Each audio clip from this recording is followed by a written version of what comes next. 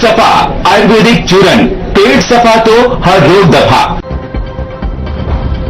CM Nayab Singh Saini ने आगामी budget को लेकर किया सार्थक संवाद। कहा, स्वास्थ्य क्षेत्र के भविष्य को दिशा देने का है एक सशक्त अवसर। साथ ही राजा नाहर सिंह को बलिदान दिवस पर किया श्रद्धापूर्वक नमन। नारनौंद में उपमंडलीय न्यायालय का शुभारंभ। सीजीआई सूर्यकांत ने किया शुभारंभ। कहा, गरीब तक न्याय पहुंचाना सर्वोच्च प्राथमिकता।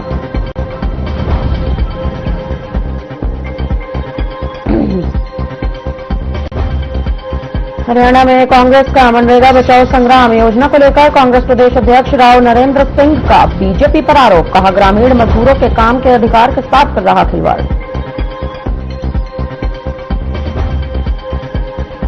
कश्मीर में गश्त के दौरान शहीद हुए महेंद्रगढ़ के लाल सैन्य सम्मान के साथ दी गई अंतिम विदाई। नम आंखों से वीर सपूत को लोगों ने किया सलाम।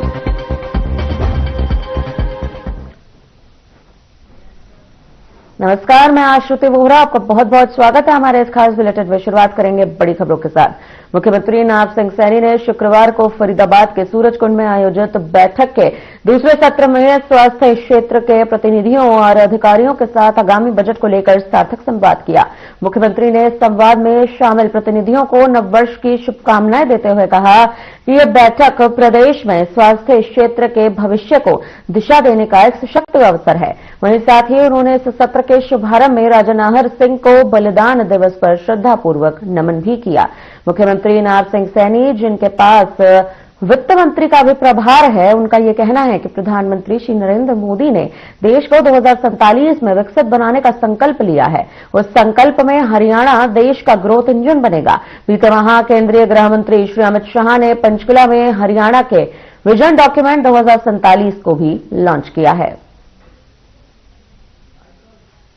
साथियों, आप जानते हैं कि रक्त की उपलब्धता संकट के जीवन में वो व्यक्ति को उसका जीवन बचाने का काम करती है।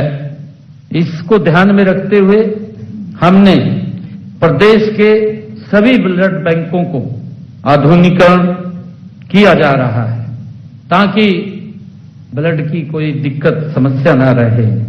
साथियों, इससे सुरक्षित और त्वरित हमने रक्त आपूर्ति सुनिश्चित भी की जा सकेगी ताकि उसका लाभ भी व्यक्ति को मिले। साथियों, आज हर सरकारी अस्पताल में जो डायलिसिस की सुविधा मुफ्त दी जा रही है, जहां तक पीजी और पोस्ट ग्रेजुएट की बात है, वो इसी वर्ष हमने कुटेल में जो 19 सुपर स्पेशलिस्ट के लिए नई वहां पर यूनिवर्सिटी भी शुरू की जा रही है। कुटेल के अंदर जो एक बड़ा रिसर्च सेंटर भी वो बनने जा रहा है, लगभग वो फाइनल दिशा के अंदर है। जल्दी ही उसका उद्घाटन होगा और वो भी प्रदेश के लोगों को वहां पर उसका लाभ मिलेगा।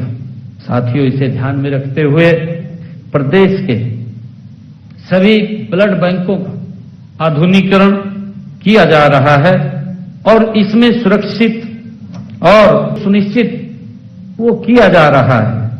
साथियों, हमारा स्पष्ट मानना है, हमारा एक सुझाव भी है कि न केवल आगामी बजट और अधिक सशक्त बने बल्कि और समृद्ध बनाने की हमारी साथियों हमारा ये मानना है।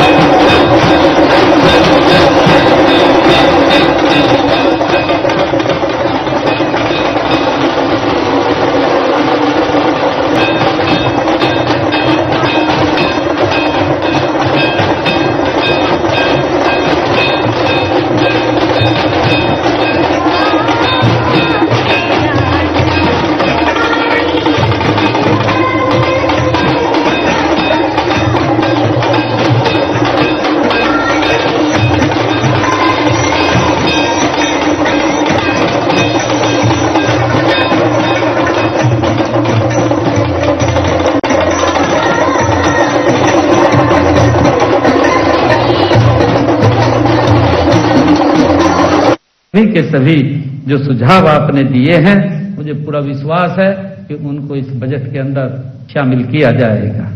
साथियों, मैं अंत में आपसे एक अनुरोध करना चाहता हूं कि अगला जो 8-10 दिन आप जो मैंने जिसका जिक्र किया है, QR कोड का आपके टेबल के ऊपर पड़ा है, जो हमने चैट बॉक्स वो आज लॉन्च किया है, उसके ऊपर आप अपने सुझाव अवश्य हमें दें, क्योंकि आपके महत्वपूर्ण सुझाव हैं। हम कैसे आगे इस स्वास्थ्य के क्षेत्र में और इसको सशक्त और मजबूत कर सकें। साथियों, मेरा दूसरा आपसे अनुरोध है कि जब विधानसभा का सत्र चले, विधानसभा का सत्र, और जिस दिन, क्योंकि मैं फाइनेंस मिनिस्टर भी हूं और फाइनेंस मंत्री होने के नाते बजट भी मुझे पेश करना पड़ता है, मेरा आपसे आग्रह है कि जिस दिन मैं बजट पेश करूं, आप अवश्य उसको देखिएगा, आप उसको सुने, और आपको ये लगेगा कि हमने जो सुझाव दिए थे इस बजट में, वो सारे सुझाव इसके अंदर सम्मिलित हुए हैं, वो आपको महसूस होगा। और साथियों, मैं आपसे ये भी आग्रह करूंगा, जिन हमारे महानुभाव के इसमें सुझाव शामिल होंगे, हम बाकायदा उनको।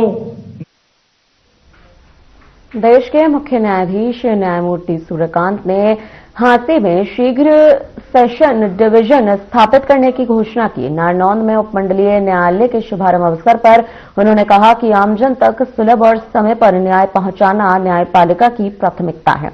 उन्होंने न्यायिक अधिकारों और अधिवक्ताओं से भी लंबित मामलों के शीघ्र निपटारे का आह्वान किया है।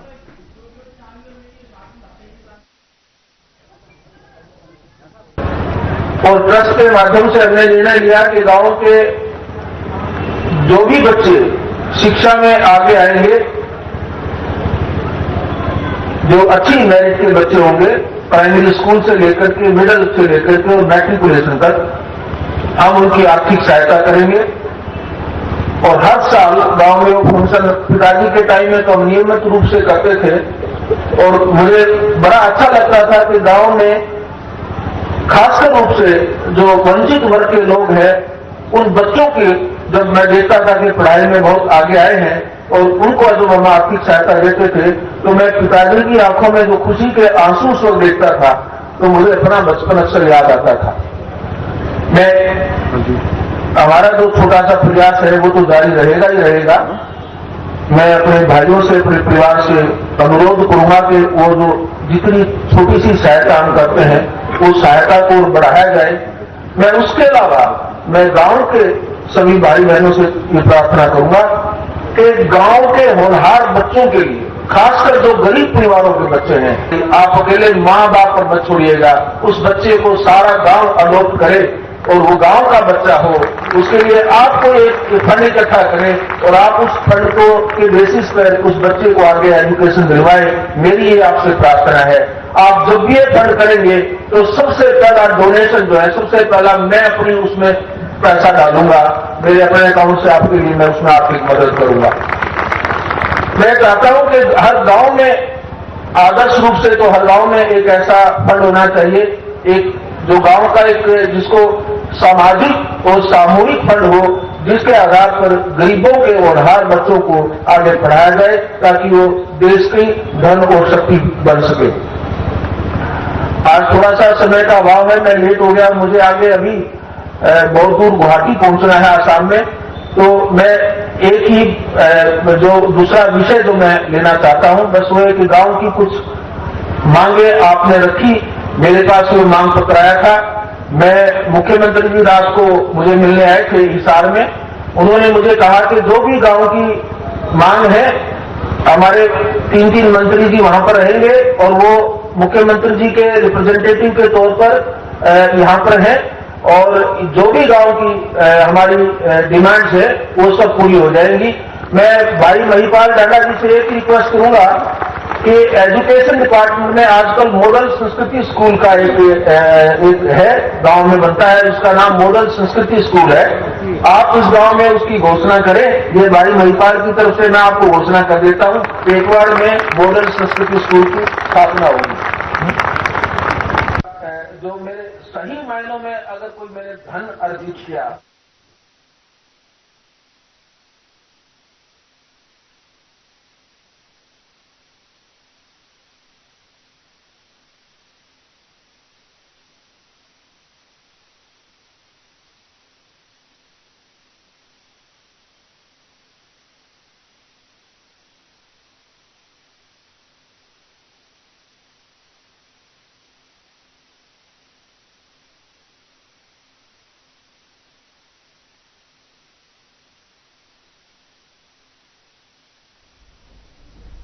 फरीदाबाद में हिसार से पूर्व सांसद ब्रजेंद्र सिंह की सद्भावना यात्रा पहुंची है। इस दौरान कांग्रेसी नेताओं द्वारा यात्रा का स्वागत किया गया। ब्रजेंद्र सिंह का कहना है कि बीजेपी की नीति समाज का ताना बाना बिगाड़ने की है। प्रदेश में आपसी भाईचारे को बचाए रखने के लिए ये यात्रा निकाली जा रही है। इस यात्रा की शुरुआत ओल्ड फरीदाबाद से की गई है। इससे पहले ये यात्रा 36 विधानसभा कवर भी कर चुकी है। ब्रजेंद्र सिंह ने यह भी कहा है कि साल 2024 में हुए चुनाव के बाद लोगों को लगने लगा था कि विपक्ष खत्म हो चुका है, परंतु इस यात्रा के माध्यम से यह संदेश देना चाहते हैं कि आम जनता की आवाज उठाने के लिए कांग्रेस मैदान में है।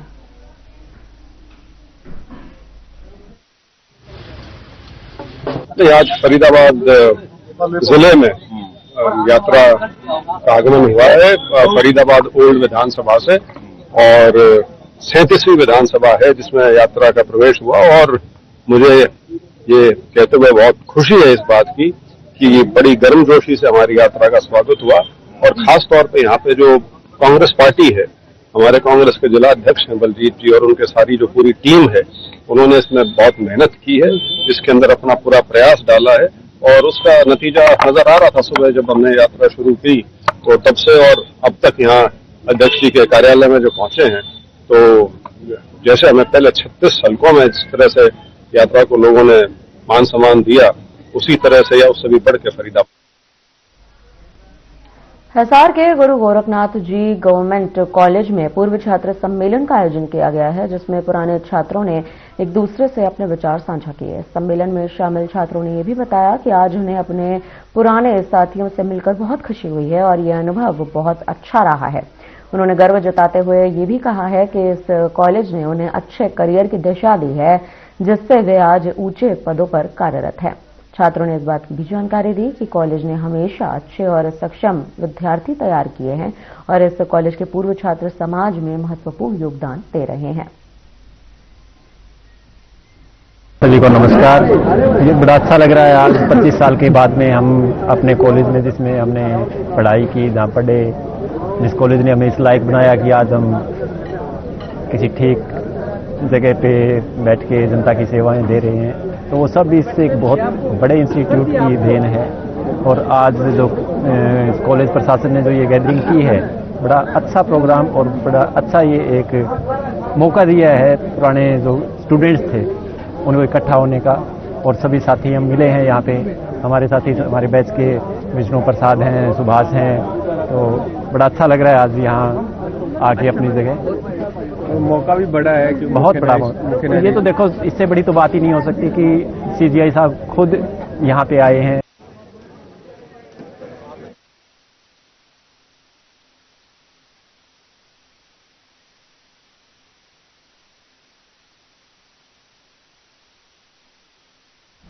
यमुनानगर से एक हैरान कर देने वाली खबर सामने आई है। यहां एक शख्स ने अपनी ही मां को मौत के घाट उतार दिया। जी हां, आरोपी ने इस हत्याकांड को अंजाम इसलिए दिया क्योंकि वह गांव की लड़की से शादी करना चाहता था। पुलिस की शुरुआती जांच में पता चला है कि आरोपी की इस साजिश में उसका एक दोस्त भी शामिल है। महिला की मौत एक साधारण मौत नहीं बल्कि एक हत्या बताई जा रही है। इसका खुलासा पोस्टमार्टम रिपोर्ट आने के बाद हुआ। आपको बता दें कि पुलिस ने आरोपी को उसके दोस्त के साथ गिरफ्तार कर लिया है।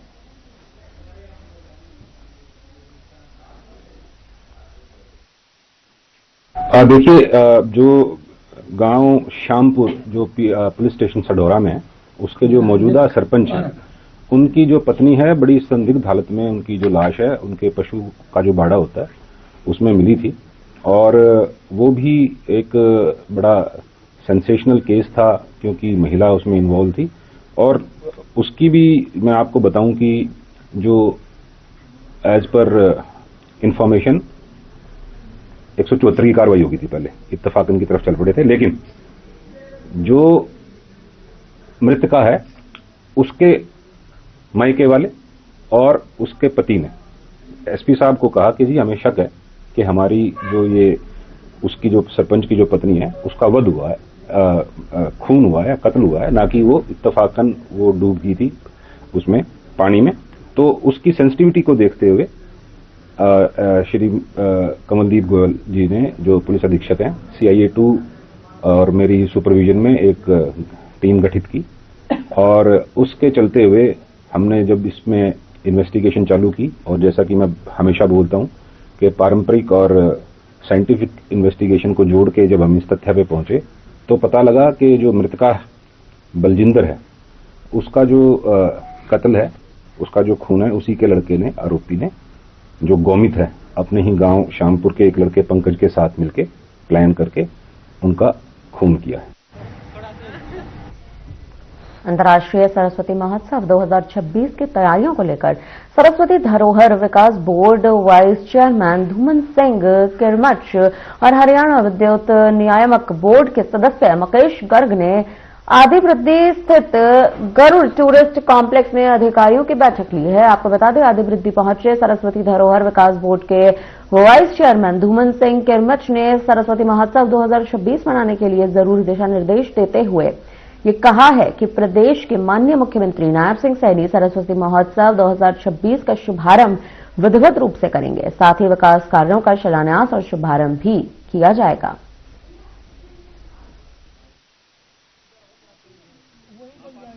देखिए, हर वर्ष की तरह मां सरस्वती के अवतरण दिवस पर, बसंत पंचमी के शुभ अवसर पर हमारा सरस्वती महोत्सव यहां पर मनाया जा रहा है और अब की बार 19 जनवरी को यह सरस्वती महोत्सव का शुभारंभ जो है आदि बद्री से माननीय मुख्यमंत्री नायब सैनी जी करेंगे।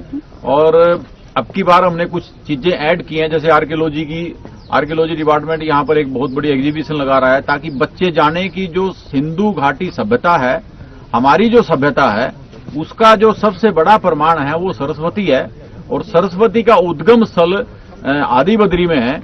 इन सब को दिखाने के लिए, बच्चों को भी दिखाने के लिए, आम समाज को दिखाने के लिए इस महोत्सव का आयोजन जो है अब की बार किया जा रहा है। और माननीय मुख्यमंत्री जी जो रिजर्वायर जो सरस्वती बोर्ड की तरफ से बनाया जा रहा है 350 एकड़ में, उसका भी निरीक्षण करेंगे। और यहाँ पर जो कल्चरल प्रोग्राम है बच्चों के द्वारा, स्कूली बच्चों के द्वारा, कॉलेज बच्चों के द्वारा, ये भी कार्यक्रम वो देखेंगे। और बहुत अच्छा बाबा केदारनाथ जी, बाबा बद्री विशाल जी, मां मंत्रा देवी के चरणों में सभी आज यहाँ पर हम पहुंचे। इंद्री हलके के गांव ननहेड़ा के किसान मनोज काम्बेज ने यह साबित कर दिया है कि खेती घाटे का सौदा नहीं है, बल्कि सही तकनीक और समझदारी से ये मुनाफे का बड़ा जरिया बन सकती है। कम जमीन होते हुए भी मनोज ने ऑर्गेनिक सब्जियों की खास वैरायटी उगाकर अच्छी आमदनी हासिल की है। उनके खेत में तैयार की जा रही सब्जियों की मांग 5 स्टार होटलों तक पहुंच चुकी है, जिससे उन्हें बेहतर दाम मिल रहे हैं। आपको बता दें, मनोज काम्बोज की ये पहल जो है वो छोटे किसानों के लिए एक बड़ी प्रेरणा बनकर सामने आई है।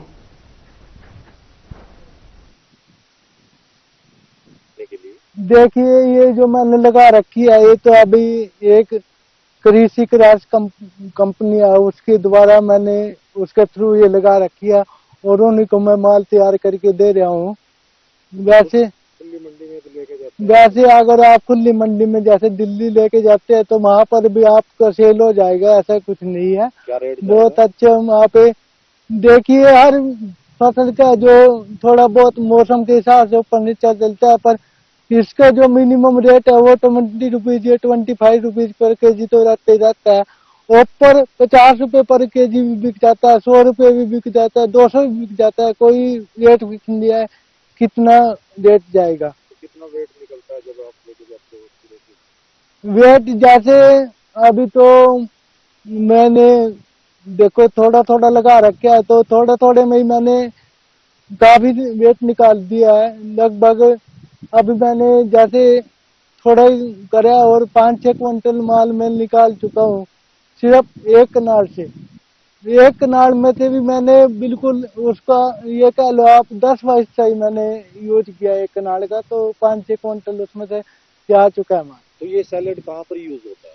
ये सैलेड जो है ये 5 स्टार होटलों में ज्यादा यूज होता है। लोकल आदमी को काफी पता नहीं है ये क्या है क्या नहीं है, कैसे खाया जाता है। काफी जैसे मैंने नाट के देखा कि कहाँ पे यूज होता है, कौन यूज करता है इनको, क्या इनका यूज होता है, खाने में ही होता है या दवाई वगैरह में कहीं होता है। तो मैंने जो नाटक देखे वो होटलों में ज्यादा यूज होता है। इसको वहां पे बॉईल करके या कोई स्टीम करके इनको खाता है, या बड़े बड़े शहरों में जो है पास्ता खाते हैं बच्चे, चाउमीन खाते हैं, उनमें भी इसका यूज होता है।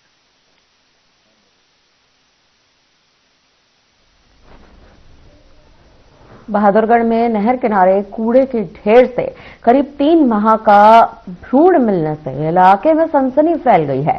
सूचना पर पहुंची पुलिस ने भ्रूण को कब्जे में लेकर पोस्टमार्टम के लिए भिजवाया है और अज्ञात के खिलाफ मामला भी दर्ज कर लिया है। जांच शुरू कर दी गई है। पुलिस आसपास के अस्पतालों के रिकॉर्ड और सीसीटीवी फुटेजेस लगातार खंगाल रही है।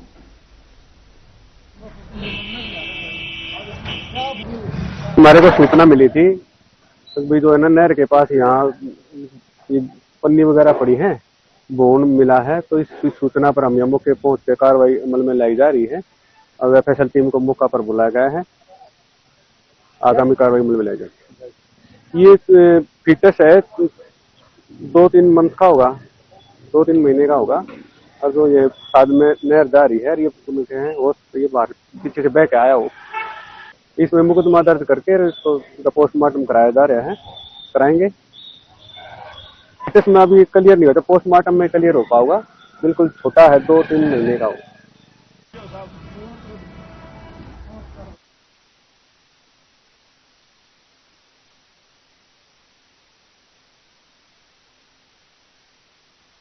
फरीदाबाद के एनआईटी स्थित श्री सिद्धपीठ हनुमान मंदिर से चोर हनुमान जी की मूर्ति पर चढ़ा करीब 4 किलो वजनी चांदी का मुकुट चोरी करके ले गए। चोरी की वारदात मंदिर में लगे सीसीटीवी कैमरे में पूरी तरह से कैद हुई है। मंदिर पुजारी की सूचना पर पुलिस ने मामला दर्ज कर लिया है और जांच यहां पर शुरू कर दी गई है।